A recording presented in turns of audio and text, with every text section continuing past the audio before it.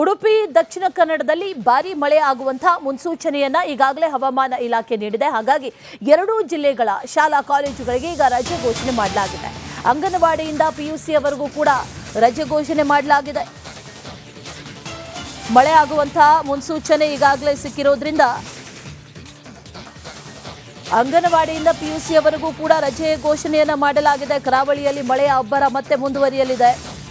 ದಕ್ಷಿಣ ಕನ್ನಡ ಉಡುಪಿ ಜಿಲ್ಲೆಯಾದ್ಯಂತ ಭಾರಿ ಮಳೆ ಆಗುತ್ತೆ ಅನ್ನುವಂಥ ಮುನ್ಸೂಚನೆ ಈಗ ಸದ್ಯಕ್ಕೆ ಸಿಕ್ಕಿರೋದ್ರಿಂದ ಉಡುಪಿ ಹಾಗೂ ದಕ್ಷಿಣ ಕನ್ನಡ ಜಿಲ್ಲೆಯ ಶಾಲಾ ಕಾಲೇಜುಗಳಿಗೆ ರಜೆ ಘೋಷಣೆಯನ್ನ ಮಾಡಲಾಗಿದೆ. ಹವಾಮಾನ ಇಲಾಖೆ ಭಾರಿ ಮಳೆಯ ಮುನ್ಸೂಚನೆಯನ್ನ ಈಗಾಗಲೇ ನೀಡಿರೋದು. ಕರಾವಳಿ ಭಾಗದಲ್ಲಿ ಮುಂದಿನ 24 ಗಂಟೆಗಳ ಕಾಲ ವಿಪರೀತ ಮಳೆ ಆಗುತ್ತೆ ಅನ್ನುವಂಥ ನಿಟ್ಟಿನಲ್ಲಿ ಈಗಾಗಲೇ ಸೂಚನೆಯನ್ನ ಹವಾಮಾನ ಇಲಾಖೆ ಕೊಟ್ಟಿದೆ. ಹಾಗಾಗಿ ಮುನ್ನೆಚ್ಚರಿಕಾ ಕ್ರಮಗಳನ್ನು ಕೂಡ ಈಗ ಕೈಗೊಳ್ಳಲಾಗಿದೆ. ಮುನ್ನೆಚ್ಚರಿಕಾ ಕ್ರಮದ ಭಾಗವಾಗಿ ಈಗ ಇವತ್ತು ಎರಡೂ ಜಿಲ್ಲೆಗಳಿಗೂ ಕೂಡ ರಜೆ ಘೋಷಣೆಯನ್ನ ಮಾಡಲಾಗಿದೆ. ಶಾಲಾ ಕಾಲೇಜುಗಳಿಗೆ ರಜೆ ಘೋಷಣೆ ಮಾಡಿದ್ದಾರೆ.